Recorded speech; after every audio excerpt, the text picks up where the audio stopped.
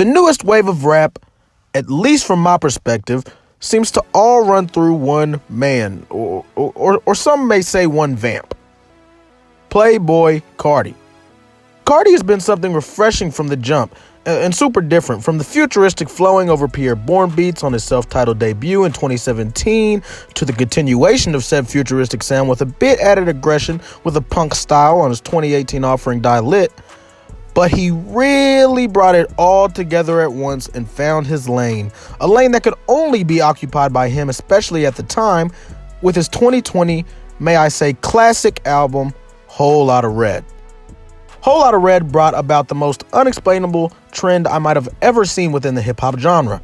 It wasn't just an album, it was almost a planting of the flag for the newest wave through a complete aesthetic, dark clothes, vampire face paint, really just an extremely mysterious form of heavy metal rock culture that accumulated into what we have given the name rage to, at least in modern history.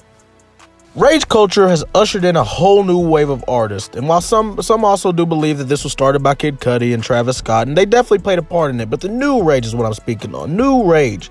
It created a whole new underground scene within the rap game, led by artists like the turban-rocking Madman Yeet to Carti's own label signees and Ken Carson and Destroy Lonely. Now, I, along with a lot of people on the internet, find all of their music extremely enjoyable, with the highlights, in my opinion, being the melodies they at times modify their voice to hit notes for. There's one act specifically within this nuanced subgenre that I really became a fan of quickly, though, and that was SoFaygo. Faygo was born in Michigan, yet his origins reside in Cobb County, Georgia. His sound, from the first moment I heard it, came off as extremely different, hitting crazy high notes even within choppy flows, and being extremely versatile, maybe the most versatile within the rage scene, in my opinion. He can make songs like his 2021 banger, Off the Map, which Travis Scott says is one of the hardest songs of all time, his words, and then turn around and make atmospheric songs that put the listener in a trance, like another 2021 record of his, Every Day. And while I've always loved the atmospheric records just as much personally, for some reason Faygo has still always been looked at as a product of the new school Carti wave, and we'll get into that wave shortly. Faygo released his debut mixtape War in 2019 and began quickly amassing a pretty large organic online and local fan base. He was then discovered by Internet Money's Taz Taylor, who he almost signed to, and linked up with Lil Tecca through him. He released another tape to top 2019 off with production by Tecca, and within that tape would become his breakout into this day his biggest record, Knock Knock. The song went viral on TikTok, and the video, directed by Lyrical Lemonade's Cole Bennett, was his first introduction to the mainstream world for many, including myself. And while it's still his biggest song to date, Faygo's core fan base has consistently said they wish to use a song like Off the Map or something else with that new rage style music for a Lyrical Lemonade showcasing. His rage beat records and super duper hyper pop offerings are what exploded his online presence initially, even if Knock Knock is what gave him the most spotlight for casual music fans. He would go on to release a third mixtape, After Me, which included the aforementioned hit records Off the Map and Every Day, and would go on to be signed to Travis Scott's Cactus Jack label in February of 2021.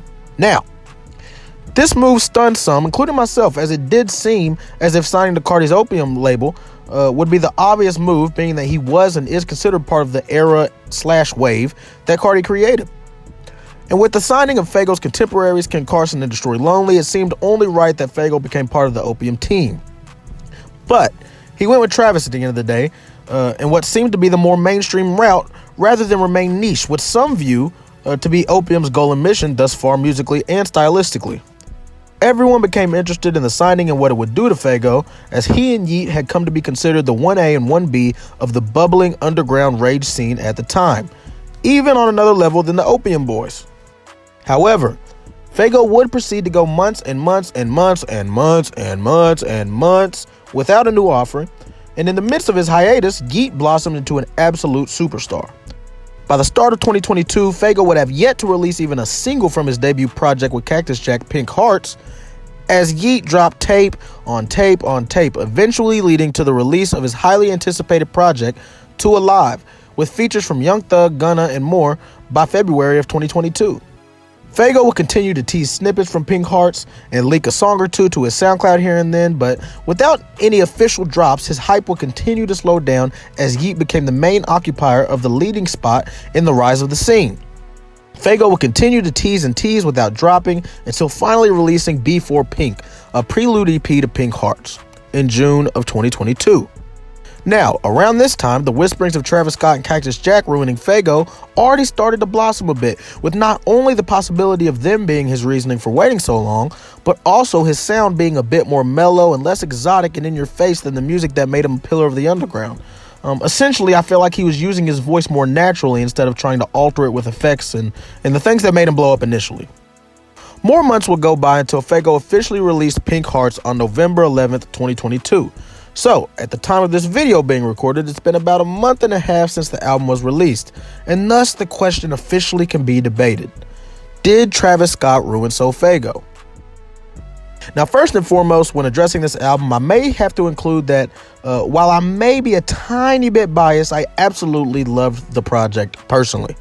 I wasn't one of those specific core Faygo fans that fell in love with his initially lit high note hitting jingles or powerful rage and or hyperpop instrumentals only. Rather a fan that appreciated that I could hear a record like Hell Yeah with Ken Carson, track 3 of Pink Hearts, at one moment, and then turn the page and hear a mellow dreamy joint I'd smoke to like For Show, another single from the project. And for fans like that, this project gave us exactly what we wanted. He gave you a taste of the rage he's been begged for by fans in hyperpop, while also fusing different sounds to try his best to create something distinct and completely him, with elements of R&B and spacey hip-hop included. And I feel that while he did a fantastic job of that on this album, that also may be the downfall within it as well, in a way. SoFaygo's album reportedly sold much less than even 10,000 records first week, and while it may not be too bad considering he is still within the underground stratosphere to many, took so long to drop, and didn't drop the project with a major label deal, when you see counterparts like Destroy Lonely are charting on the Billboard Top 200 with their solo label debut without a major as well, it's hard to say that the outcome of Faygo's project sales-wise is anything other than an L, especially with the hype he once had. This brings a bigger question though. How much do sales really matter, especially within the demographic that Faygo popped onto the scene catering to? Faygo's early music, as I hinted at earlier in the video and have been talking about continuously throughout the video, specifically caught the ear of many fans within the Carti faniverse. It was the quirkiness, the vamp beats at times, the overall image that drew many into him in the first place, which is why I too was surprised he made the decision he did, although I believe it to be a very mature decision in signing to Travis Scott. What I think fans are losing sight of in all of this, however, is that the move was for the long term. Hence, his album is full of high-quality production and music that doesn't necessarily all fall into the rage trend or cater to a fan base that helped him come up. From mellow records like the intro Transparency, I'ma write the verse before I sing the melody, I'ma strike you first before you try to step to me, to beautiful records like Slip with Don Toliver, and you don't even really drain your thought now. On the table, girl. I don't really party. The album brings a side of Faygo that, in my opinion, symbolizes stability and his ability to attack different kinds of styles, and that will keep him around for a long time. This, in turn, begs another question. Would Faygo still be better off with Opium, with that being said? Well, let's talk about what it would look like if he were to. Ken Carson and Destroy Lonely both had albums that charted on the Billboard Top 200 in 2022. Now, is this strictly because of the quality of music? While I enjoyed both albums very much, I do not believe so. Which brings the entire video around to my point. It's because of the Carti effect.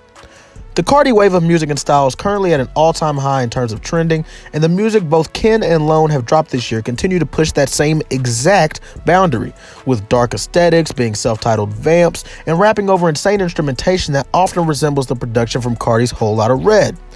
How would this work out for Faygo? While I think it will result in a lot more sales, I don't think Faygo is the kind of artist that wants to be considered part of one sound's wave, if that makes sense. The main problem with the Carti wave is that eventually the sound will get old and there will come a time where it's time to switch it up. It may be 1 year, maybe 10 years, but that time will definitely come. We've seen it in every trend that has entered the rap game. Look at the Xanny rap era with Pump, Smoke Perp, Lil Xan, etc. And then take a look at the artists who last and how versatile they are. Drake, Cole, Kendrick, Travis, Future. All of these guys are like chameleons within the game. They can hop on almost anything and make it work. So while I believe he would be selling more right now if he were with Opium, simply because a Carti co-sign means more than a Travis one at this point in time, I also believe signing to Opium would pressure him to stick with the same sound the rest of the label has in a way, which is all similarly parallel to, again, Whole Lotta Red. And this would, in the long run, work to his detriment, to my estimation, because the deeper the fans of that sound get immersed into you doing it, the more pissed and ready to jump ship they'll be when you finally do try to switch things up. What Faygo displayed on Pink Hearts is versatility and an ability to adapt to completely different styles. While short-term the rage and underground fans will be enraged, no pun intended, in the long term, as more mainstream hip-hop fans and casual listeners catch wind of Faygo, I truthfully believe anyone watching this video right now will see what I mean.